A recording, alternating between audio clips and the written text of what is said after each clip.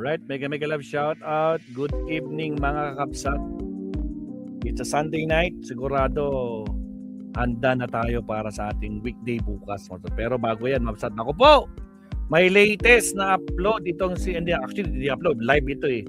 Live si Badcaster mga kakabsat. Sabi dito, spokesperson ni Sara Duterte. Sino bang spokesperson niya? Hindi si Michael Powa, no? Inamin. Nako po, totoo ba to? Umamin si Michael Powa. You don't know what an AI... Umamin na nagbabayad di umano sila ng mga media, vloggers at trolls para i-promote si Vice President. Nako po, totoo ba to, Broadcaster? Kasi pakinggan natin si Broadcaster dito. Here we go. Bawasan natin yung background music natin. Grabe naman to. Umamin na nagbabayad sila. Diyos ko Lord. O sige. Pasok, Sir Bad. Yan, bawasan natin yung background music natin. Buenos dias, buenas tardes. Oh, naghang. Pinas forward ko lang, naghang na. Nakabo, isa pa. Buenos dias, damas y caballeros. At last, meron na tayong confirmation. Nako po. From a former undersecretary ng Department of Education and spokesperson of Vice President Sara Duterte na si Michael Powa, seemingly admitting to the fact that the Duterte forces or the Dutertes led now by Vice President Sara Duterte has been actively paying off, binabayaran yung mga media persons, ay grabe yan, vloggers, trolls, para i-promote, pagandahin ang imahe ng mga Dutertes. Pagandahin ang imahe ng mga Dutertes. At also, to defend, atakihin yung mga vloggers like the Vlogcaster na critical to Sara Duterte. At itong seeming admission na ito ay ginawa ni Michael Powa when he appeared at the House Impeachment clarificatory hearing last Tuesday, may inamin siya dyan, kung saan ginawa niya ang media sangkalan na mga pagtatanggap niya ng pera galing kay Sara Duterte, ranging from 12 to 50 million. 12 to 50,000. Wow. Hindi natin alam kung daily ba ito, 50, weekly ba ito, or monthly ba ito. Grabe din. Kwan ito, kasama ito. Big time, doon big sa time. mga, yung isang undersecretary rin. Kasi sinabi, binibigyan rin siya ng pera. Pero ito si Michael Powan, isang lawyer. Mga no, sa mga bagong pasok dyan, again, huwag kalimutan mag-like and subscribe. Ilan pa lang like natin? 5 likes, mga absat, no? Baka naman nakalimutan nyo mag-like. Like tayo dyan, absat. Wala pong bayad dyan. Tuloy, Sir Bad, pasok. Naghahanap siya ng excuse. Hindi naman para sa akin ang pera, sabi niya. Inaabono ko pa nga yung mga media na kung makausap sa akin na may problema. At sabi niya, ito binibigay ko sa kanila para sa Christmas party, sa ano pa to, meron sila mga parang meeting ganoon, ganoon. So yan itong tinatawag namin sa profession nung nasa Philippine Daily Inquirer pa tayo. Although sa Inquirer, bawal sa amin ganyan. Itong tinatawag namin envelopmental journalism. Nagsimula ito nung time ni former President Ferdinand Marcos Sr. kung saan pinagbawalan niya yung mga negative news. Wala ang newspaper pwede ilabas ng negative news. Only positive news about the Marcos Sr. administration. At tinawag niya dito, developmental journalism. Martial law, walang choice ang media. Developmental journalism. Pero para magsulat talaga ng media ng positive news about the Marcos administration, binibigyan ni sila ng envelope. Padulas, payola. So kaya na-stick yung word envelopmental, hindi na developmental, envelopmental journalism. So ito ang inamin ni Michael Powa na lumalapit sa kanya yung media, nagbibigay siya ng pera as spokesperson, abono pa daw siya. Pero maniwala ba tayo doon? At sabi niya, hindi naman daw ito monthly, pero maniwala ba tayo doon? Ha? Pati sila mga nag-aaway-away na mga Duterte vloggers, sila binibisto bawat isa eh. Sila mismo nag-aaway-away at sinabi yan, tumatanggap yan. Di ba? Meron pa nga dyan mga DDS vloggers. May mga tape pa sila ng mga usapan about sa pera at i-vlog na natin yan noon. Meron malaking away sila. Nag-away sila sa internet pa. Binabanatan nilang isa't isa. All about money. Money, money, money. Kahit tayo naman, nilapitan na. 1 to 5 million a month ang offer sa atin. I-promote lang natin si Sara Duterte at syempre huwag na natin upakan si Sara Duterte. So ngayon, pero syempre, walang top official umamin yan. Ngayon, eto na, meron na. Si Michael Poa. Kumbaga, nilaglag niya yung media to save himself, to save his neck. Kasi naipit na siya. Naipit na siya. Sabi niya, natanggap ako ng pera. Pang-abono sa pagbigay ko sa pera na binibigay ko sa media. Pero wala ako nakinabang dyan. Well, tell that to the 18 Marines. Tama. Attorney Poa. So, para makita nyo paano niya nilaglag ang mga DDS media, ang mga DDS vloggers at mga DDS trolls.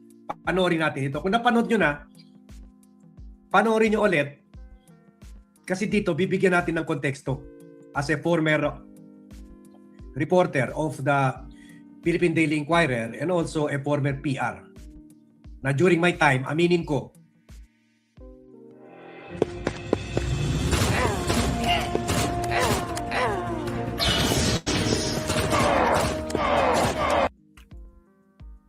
kami rin nagbibigay ng pera for our clients. Kami rin naglalabas ng pera. Ganyan naman PR eh. Kung meron kang kliyente, meron kang reporter, meron kang kolumnista, meron kang editor, gusto mo hanapin mo kung anong kahinaan niya. Meron mga editor, hindi mahilig ayaw tumanggap ng pera. Pero bigyan mo ng babae, okay. Pero lalaki editor, ayaw tumanggap ng pera. Pero bigyan mo lalaki, okay rin. Yung iba, gusto mag-travel abroad, bigyan mo $. Bilan mo ng ticket, buong pamilya. So, para magbakasyon sa Hong Kong o Japan. So, ganyan lang yan. So, alam natin yan. Kaya ito, walang ibang media na conclude na ganitong ibig sabihin ni Poa, na payola ito sa mga reporters, vloggers, and trolls ng DDS camp o ni Sara Duterte. Kumbaga, sabi nila, it takes one to know one. Bilang president ng Dean and King's Communication, ako nire-review yan. O sige, pupunta kayo sa Pegasus, o magkano budget? Ganito, sir. Mga kwan, for the girls. Ito, sir. For the boys. Ito, sir. O ganun. Yung staff ko sumasama, pero tayo ang ina-approve natin kung magkano ba. And syempre, i-charge yun kay kliyente. Ganun yan eh. Kaya nakita nyo yung mga DDS vloggers, parang ginagawa na lang Quiapo ang China, pati Hong Kong. Kasi China money rin yun. China money rin. So, sige. Play na natin to. Floor is now open for clarificatory questions to our last resource person for the day, Attorney Poa. Any member? Yeah, the Honorable Tino. Maraming salamat, Madam Chair. So, if I may address my questions to Attorney Poa. Attorney Poa, magandang hapon po. Narito po kayo bilang dating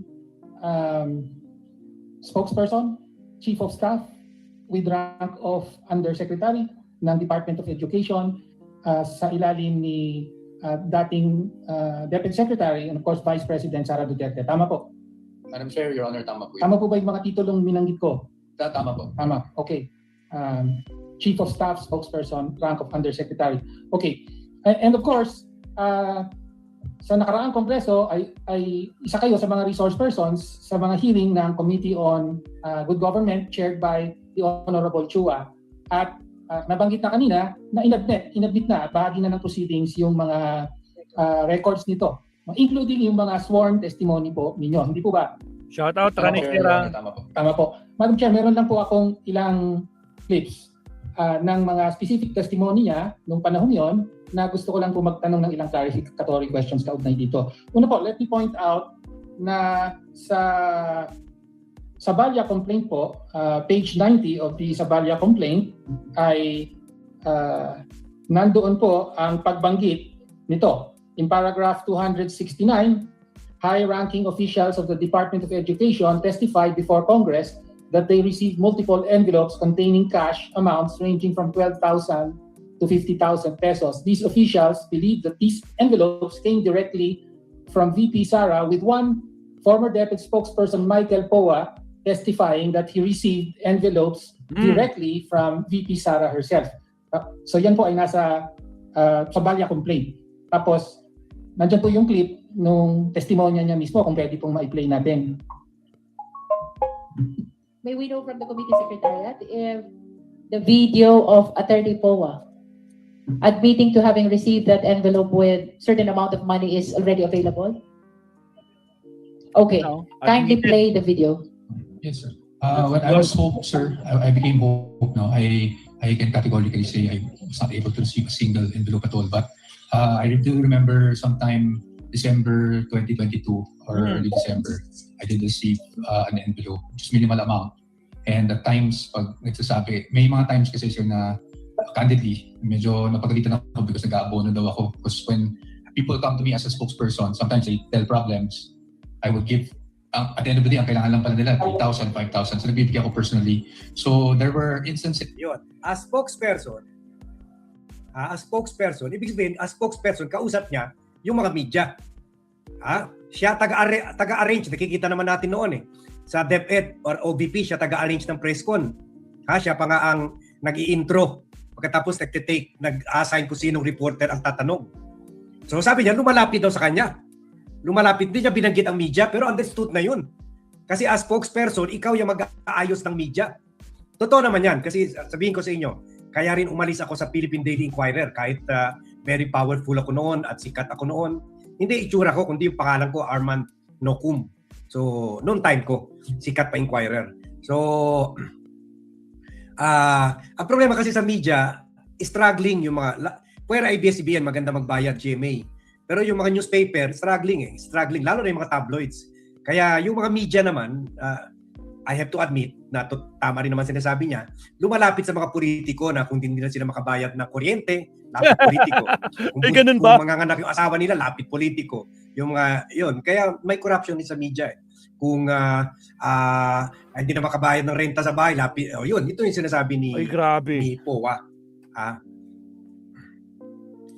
Meron sinabi dito, si Mikox Mas. Karen Davila, is that Gerardo you? Ramirez, shout out. In fairness po, we may not like the way she's asking questions, pero malinis po si Karen Davila. I know that. She's my friend. Narangan tayo. Then sa mga bagong pasok, tsaka sa Team Replay, like and subscribe tayo, Mabsat. Salamat. Parang dito sa Vlogcaster, patas lang tayo po, and it's her job to ask the hardest questions to anybody naman. I've been monitoring her. Ganun naman. Same attitude. Kung DDS kausap niya, dinudurog rin niya sa mga questions. Kung mga Marcos officials, ganun rin. Karen is clean. Besides, million na ata ang kita niyan sa sikat na vlog niya. Ay, ganun ba? Kasi, siyempre, mga celebrity. Tulad nila Julius Babaw, ayan, mga Tulfo. Yun, yan, mga million a month na yan. Sige, go. 22 or early December, I Ayun, did Batman, receive shout out. an envelope, just minimal amount. And at times, pag nagsasabi, may mga times kasi sir na candidly, medyo napagalitan ako because nag-aabono daw ako. Because when people come to me as a spokesperson, sometimes they tell problems, I would give, at the end of the day, ang kailangan lang pala nila, 3,000, 5,000. So nagbibigay ako personally. So there were instances, occasional, although not regularly, not like monthly at all, that I would receive, but not from ASIC Shine. Hindi daw monthly. Monthly yan. Alam natin yan.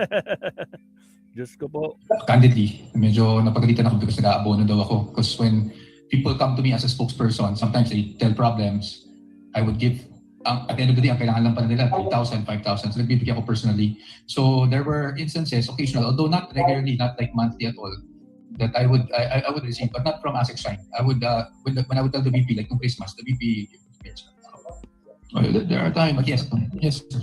When I was home, sir, I became home, no? I can categorically say I was not able to receive. Kumulit na po, pwede pong i-post na muna. Okay, so yun po yung unang clip. At sabi niyo, when I was Hope, sir, pwede po bang ilinaw lang ano ibig sabihin ng Hope?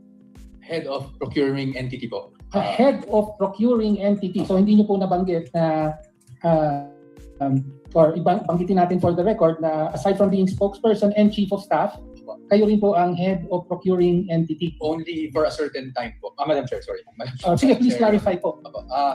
If I may just clarify on all the dates, Your Honor, para lang klaro tayo. Okay. Kasi I think dun sa subpoena, mali din yung dates. Ay, opo, please clarify then. When I was hired sa DepEd, I was hired as a spokesperson with a rank of Director 4. That was back in July 2022. Although, Ngayon po, yung pagiging Undersecretary and Chief of Staff ko po, Your Honor, it wasn't until April 1, 2023 kung kailan ako na-appoint as Undersecretary and Chief of Staff.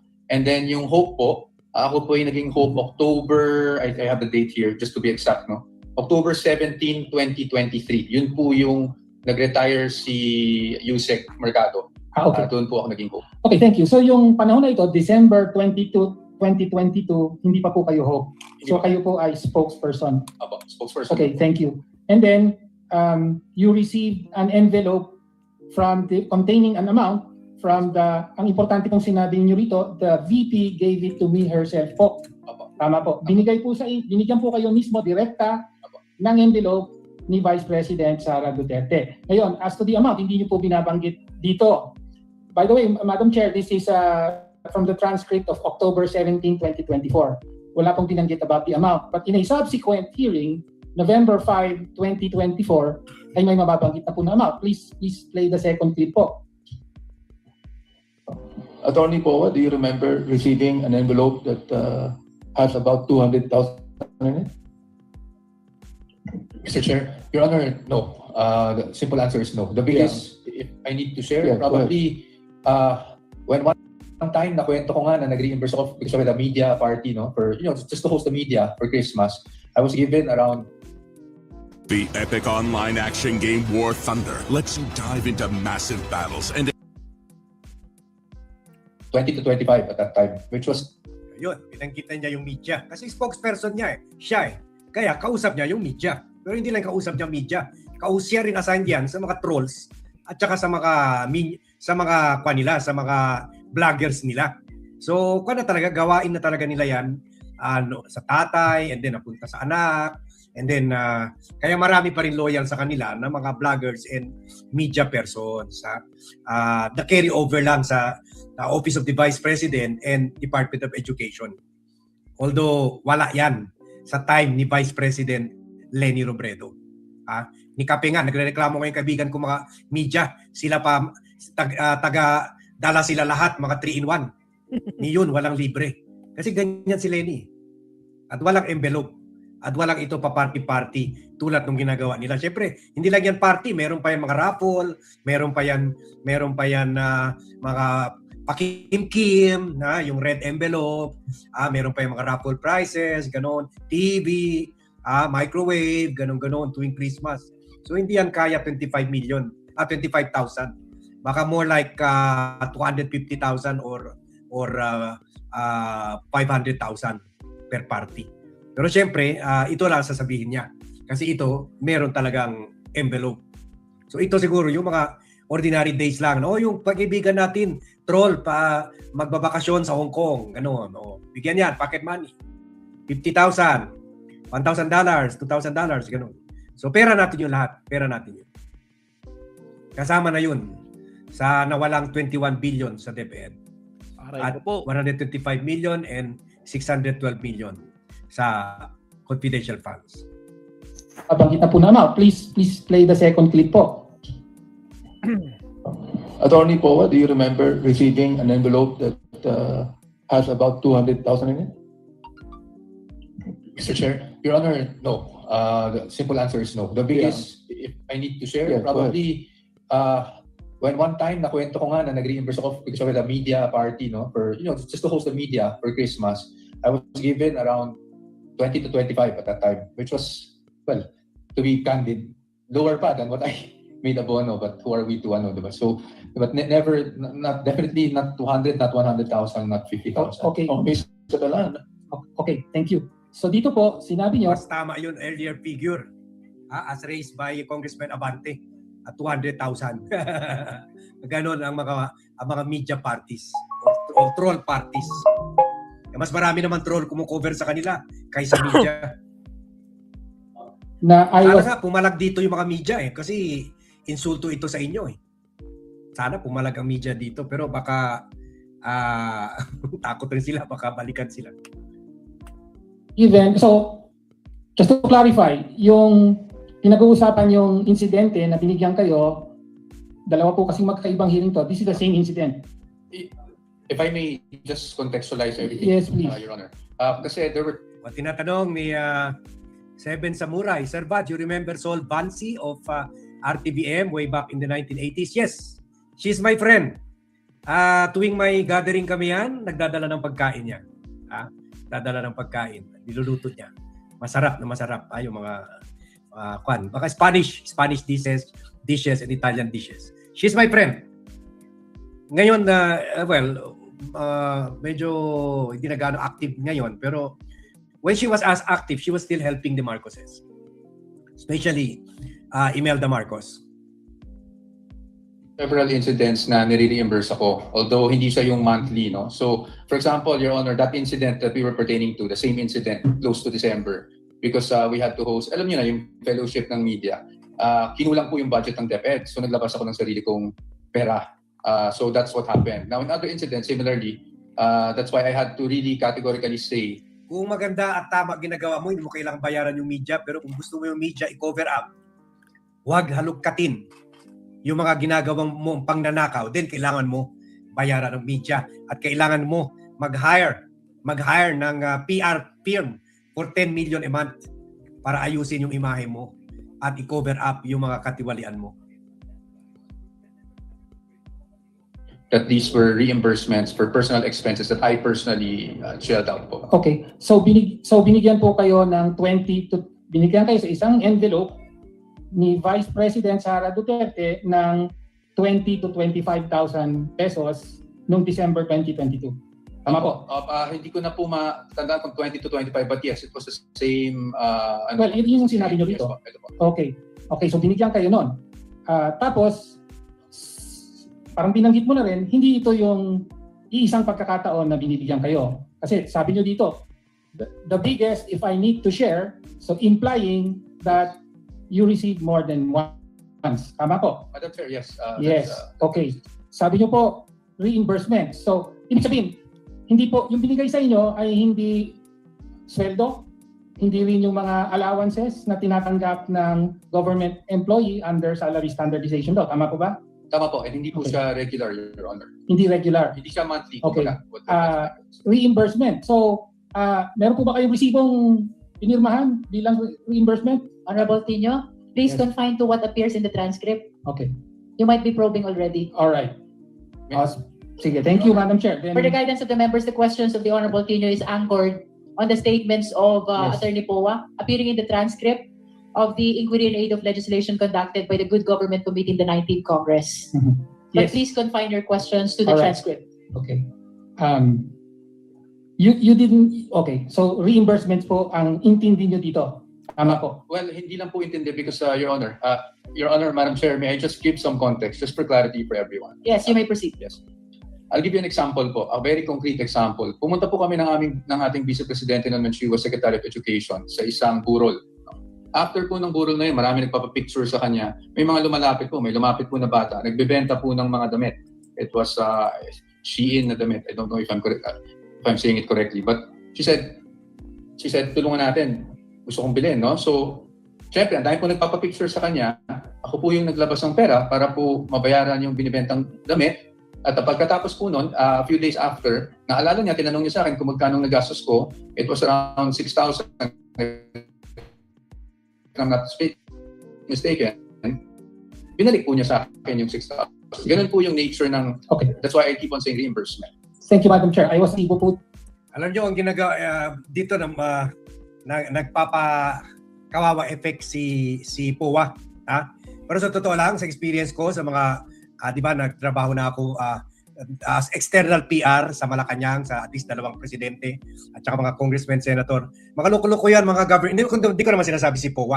Pero mga loko-loko mga yan. For example, sasabihin yan, sir, kailangan natin na budget sa media, sir, mga 500,000. And then bibigyan niya mga, sir, magkano bawat isa? 10,000, sir, ganon. Sa party, sir, ganon, 10,000. O sa press con, 10,000. Pero bibigyan niya 1,000 lang. Kaya na, sa media, na-invento yung word na nabukulan. Kumbaga, binato yung ulo. Kasi minsan, gagawa sila ng lista. Itong reporter, ganito. Pumunta, ganun. Yung pala, wala doon yung reporter na yun. Bukol. Kasi lahat pangalan, may pera yun. Lahat ng pangalan. So, kaya, kung meron mga ganun government official na, o yung mga PR na mga gobyerno, ganun, o mga politiko na ganun, ang tawag namin, magpe-press con si director, ganun. Sumuot ka ng sumuot ka ng helmet kasi mabubukulan ka doon. Ibig sabihin, ang tawag doon, kinakapkong or binubulsa yung budget. Yung budget. Marami akong kilala ganyan. Meron din mga pribadong PR, kaya madali sila masira sa industriya. Later on, dahil sa kagagawa nila ng ganyan, pagtawag nila ng media, wala nang umattend sa press con nila. Wala na. Sira na sila. Ang dapat kasi dyan, everybody happy eh. Well, kung mabait ka, kung kwad ka talaga, although abonohin mo talaga. Minsan, ikaw na maglabas una, tapos yung kliyente, later on, nagbagong isip. Hindi ko babudgetan yan. Wala na, naglabas ka na ng pera. So, wala. Lost na yun. So, that's, siguro, tingnan natin. Kwando siya, panay abono, ha? Hindi kayo sobra pa. Paktay tayo dyan. You don't know what an AI work management platform is? Okay, let me tell you. Sa mga bago pasok dyan, shoutout, Ardayan. Huwag kalimutan mag-like and subscribe. Ba dun sa reimbursement to determine whether or not government funds were used. Your question about the receipt is probing already. However, since these are probing questions, ipaubayan na po natin yan Yes. sa ibang venue. After all, our standard is merely probable cause. Thank you, Madam Chair. Okay. So yun po yung unang tanong. Ngayon, kaugnay naman po sa confidential funds. Dahil po sa Annex U ng Sabalia complaint. Okay. Ibanet, confidential funds. So, it looks like mas malalabas pa ng maraming detalye dito pag sa trial proper na. Sa trial proper sa Senado. Pero ito sana ma-put into context, ma-put into context na yun, tama ito mukhang may experience ka talaga. Sa Muray, sabi niya, may running joke pa sa media noon. Shout out, Charger. Magsuot ka ng helmet para wag mabukulan. Ganon, that's it. Magsuot ka ng helmet para wag kang mabukulan. Ganon. Kasi bukol eh. Attend ka ng hearing, attend ka ng press con. Nasa lista, nakatanggap ka ng pera, tawag nila dyan, environmental journalism, pero environmental. wala ka actually talaga nakatanggap. So nabukulan ka. Ganun. Okay, so yan So again, eto na naman, confirmation na talaga Confirm. In an effort to extricate himself, para hindi siya maipit na tumatanggap rin siya ng envelope ng thousands or millions na envelope kay Sara Duterte, nilaglag niya yung media, itinapon niya yung CC or nag-deflect siya yung parang ang media ang corrupt, hindi siya ang corrupt. Pero in the process, yun, inamin niya na talaga nagbabayad sila ng media. Okay? So hanggang dyan lang muna tayo kasi parang meron nag-news alert sa akin ng BAT team. Parang may video daw si Saldico. So check muna natin yun. Really? Ang bait ng BAT team kahit day off nila. Meron news alert. Pero siyempre, i-check. Maraming salamat, Sir Bad. Ako po, may bagong kwan daw. Ang nakita ko lang ito, yung kay Harry Roque, may bago na naman na video 3 hours ago, no? Confirm fake news daw yung kay Zaldi. Wala na talagang kadala-dala ito si Pugante. Diyos ko Lord. Pero bago yan, silipin nga muna natin, baka meron namang bago. Tingnan natin yung isa. Wait lang. Maraming salamat, Sir Bad.